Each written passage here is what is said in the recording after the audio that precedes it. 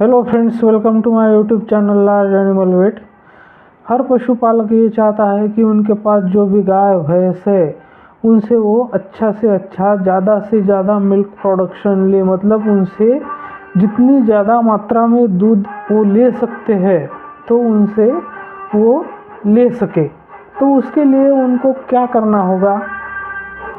बहुत से पशुपालक अपने पशु का गाय भैंस का दूध बढ़ाने के लिए तरह तरह के फार्मूले यूज़ करते रहते हैं, लेकिन मैं एक बात आपको क्लियर करना चाहता हूँ कि ऐसा कोई भी फार्मूला नहीं है कि जो रातों रात आपके भैंस का गाय का दूध है जो 5 लीटर 10 लीटर बढ़ा दे।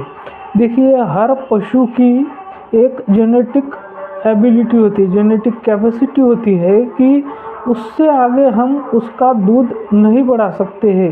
ऐसा कोई भी फार्मूला इस दुनिया में नहीं है जो उसकी एक जेनेटिक कैपेबिलिटी है, जो उसके जेनेटिक कैरेक्टर है, उसके आगे हम दूध उसका बढ़ा सके। ऐसा कोई भी फार्मूला नहीं है। लेकिन हाँ, अगर आपका पशु उससे भी कम उसकी जो कैपेसिटी है, अगर 10 लीटर दूध देने वाला पशु है वो 7 लीटर 8 लीटर दे रहा है, तो उसको हम नॉर्मलाइज कर सकते हैं, मतलब वो दूध को वापस 10 लीटर तक ला सकते हैं।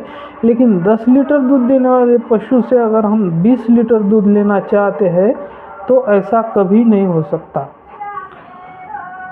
बहुत से किसान और पशुपालक ऐसे हैं जो जेनेटिक पोटेंशियल है उनके पशु का, गाय भैंस का, उतना भी दूध वो नहीं ले पाते हैं। तो उसके पीछे सिंपली सिर्फ 2 कारण हो सकते हैं। एक तो माल न्यूट्रिशन, यानी कि उनके पशु को जितना न्यूट्रिशन चाहिए दूध देने के लिए, भरपूर दूध देने के लिए जो प्रॉपर न्यूट्रिशन चाहिए वो न्यूट्रिशन उस पशु को नहीं मिल रहा है। और दूसरा कारण है कि स्ट्रेस फैक्टर, जो पशु किसी भी वजह से अगर पशु में स्ट्रेस है तो वो एक फैक्टर।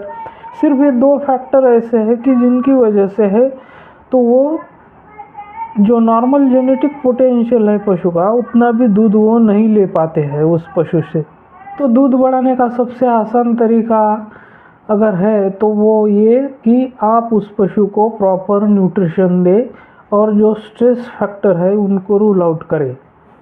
तो अब हम बात करते हैं कि प्रॉपर न्यूट्रिशन का मतलब क्या है। मतलब हमें अपने पशु को ऐसा क्या खिलाना चाहिए कि जिनसे उनको प्रॉपर न्यूट्रिशन मिल सके। तो इसके बारे में अब हम बात करते हैं। तो सबसे पहले हमें अपने पशु को 20 से 25 किलो हरा चारा देना है। और हरा चारा जो है तो कभी भी एक ही वैरायटी का नहीं देना चाहिए। अगर हो सकता है तो उसमें हमें मिक्स करना चाहिए। तो उसमें जैसे कि जवार है, ल्यूसन है, काउपी है, तो इनका मिश्रण करके और उस चारे को हमें चाप करना है, कट करना है, छोटे छोटे टुकड़े बनाकर उसको देना है। इससे क्या होगा कि एक तो वेस्टेज कम हो जाएगा और जो न्यूट्रिशनल इंटेक है पशु का वो भी बढ़ जाएगा। अब हमें दूसरा काम ये करना है कि अपने पशु को हमें 10 किलो सूखा चारा देना है। और ये सूखा चारा हमें कब देना है, जब हम शाम के समय का दूध निकाल लेते हैं उसके बाद हमें ये 10 किलो सूखा चारा देना है। अब तीसरा काम हमें ये करना है कि पशु को 4 किलो कॉन्सेंट्रेट देना है। अगर पशु बहुत ज़्यादा दूध देने वाला है तो उसमें हम इसकी मात्रा बढ़ा सकते हैं, लेकिन कम से कम हमें 4 किलो कॉन्सेंट्रेट देना है। और कॉन्सेंट्रेट में भी सिर्फ एक वैरायटी का नहीं देना है। अगर हो सकता है तो उसमें एक हमें खली लेनी है, जैसे कि कपास की खली है या फिर मूंगफली की खली है, ये दोनों में से एक लेना है। और साथ में उसमें एक अनाज भी मिलाना है, जैसे कि मक्का, तो उसको पीसकर उसमें मिलाना है। और तीसरा जो हमें लेना है वो है और तीसरा जो हमें करना है कि उसमें धान की जो भूसी होती है उसको भी मिक्स करना है। और इन सबको मिलाकर रात भर पानी में उसको भिगोना है ताकि वो अच्छे से फर्मेंट हो जाए और उसका न्यूट्रिशनल इंटेक भी बढ़ जाए। अब अगला काम हमें ये करना है कि पशु को हमें हर रोज़ कम से कम 50 ग्राम मिनरल मिक्सचर देना है। और ये बहुत ही ज़रूरी बात है, क्योंकि अगर पशु को हम मिनरल मिक्सचर नहीं देंगे तो उसमें जो माइक्रो न्यूट्रिएंट होते हैं उनकी कमी हो जाएगी। माइक्रो न्यूट्रिएंट की पशु के शरीर में कमी हो जाएंगी तो उसमें रिप्रोडक्टिव के प्रॉब्लम भी आ सकते हैं। इसलिए हमें पशु को 50 ग्राम मिनरल मिक्सचर डेली तौर पे देना ही देना है। अब ये तो हो गई न्यूट्रिशन की बात। अब बात करते हैं स्ट्रेस फैक्टर के बारे में, मतलब कि पशु पर किसी भी तरह का कोई स्ट्रेस ना आए ताकि मिल्क प्रोडक्शन कम ना हो। तो इसके लिए हमें क्या करना चाहिए, इसके बारे में बात करते हैं। तो सबसे इम्पोर्टेंट बातें जो है तो हमें उसमें सबसे पहले जो हमारा डेली रूटीन है उसको एग्जैक्टली फॉलो करना है। मतलब अगर हम सुबह 6 बजे दूध निकालते हैं तो रोज़ हमें कोशिश करनी चाहिए कि हमें रोज़ सुबह 6 बजे ही दूध निकालना है। शाम को अगर 7 बजे निकालते हैं तो हर रोज़ हमें 7 बजे ही निकालना है।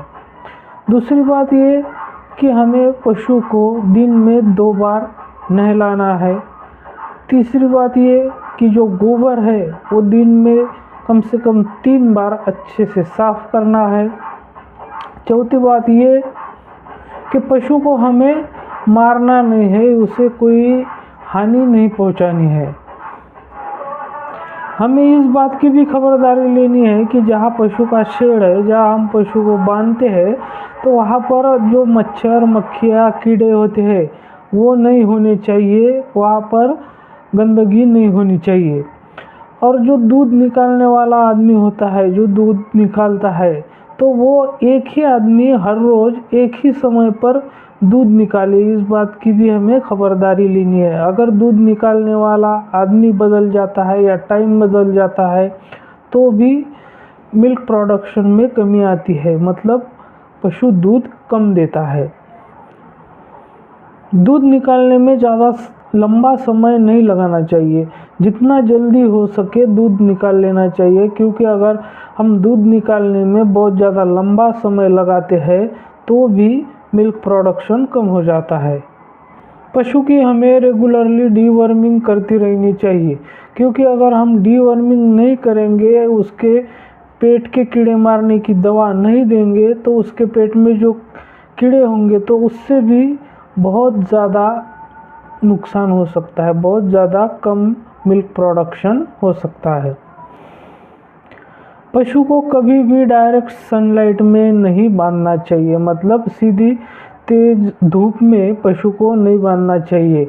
और अगर पशु को हम कुछ देर के लिए रोज़ अगर खुला चरने के लिए छोड़ देते हैं तो इससे क्या होगा कि उसका जो मेटाबॉलिज्म है वो भी इंक्रीज़ हो जाएगा, तो पशु भी खुश हो जाएंगे। और जब पशु खुश होते हैं तो वो ज़्यादा दूध देते हैं।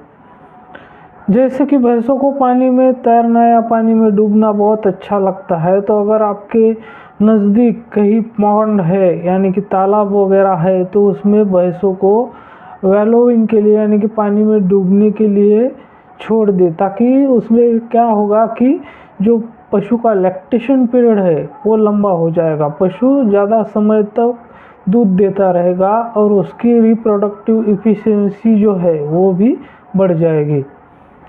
हर एक पशु को रोज़ कम से कम 40 से 50 लीटर अच्छा मतलब क्लीन वाटर पीने के लिए अवेलेबल होना चाहिए। जब आप गाय भैंस की ये सारी ज़रूरतें पूरी करेंगे तो जाहिर सी बात है कि उसका मिल्क प्रोडक्शन बढ़ जाएगा और साथ ही में मिल्क का जो फैट परसेंट है और जो SNF है वो भी बढ़ जाएगा। तो आप ये सब अगर अच्छी तरह से करते हैं तो आपको पशु का दूध बढ़ाने के लिए एक्स्ट्रा ऐसा कुछ ज़्यादा करने की ज़रूरत नहीं है। अगर आपको मेरी वीडियो पसंद आई तो प्लीज़ मेरी वीडियो को लाइक शेयर और सब्सक्राइब करना ना भूलें। मेरे साथ बने रहने के लिए धन्यवाद।